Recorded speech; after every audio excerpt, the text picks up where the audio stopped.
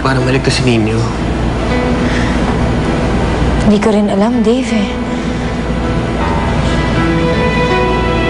Kung wala si Helen, nandito naman kayong dalawa.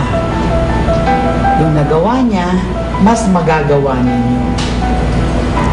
Eh, paano po? Alam niyo, hindi kami okay ni Dave.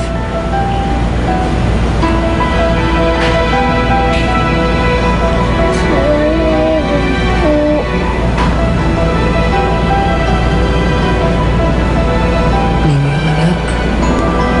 Wala siya dito ngayon. Pero magkasama kami ng mami Gwyneth mo. At hindi kami nag-aaway. Talaga po, Daddy? Oo, talaga. Pero, di ba, ayaw mo na nag-aaway kami ng mami Gwyneth mo? Kailangan mo nang gumaling muna. Kung hindi, mag-aaway kami ulit. Actually, anak, ang totoo niyan, kami na ulit ng daddy mo. Kaya from now on, meron ka ng totoong mommy at totoong daddy. Talaga po, Daddy? Oo, talaga.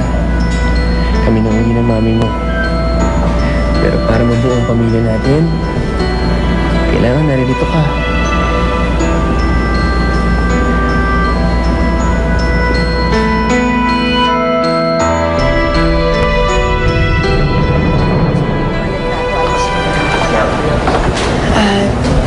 Dave, salamat ha. Salamat para saan?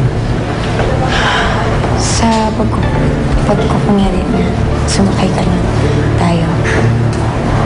Pasensya na, nabigla lang ako. Ayoko sinasasaktan si Nino eh. Akala ko naman na binigyan mo na ako ng chance. Chance? Chance na mahalin ka. Gwyneth. Alam ko naman na si Helen ang nasa puso mo. And I know that I can never be her.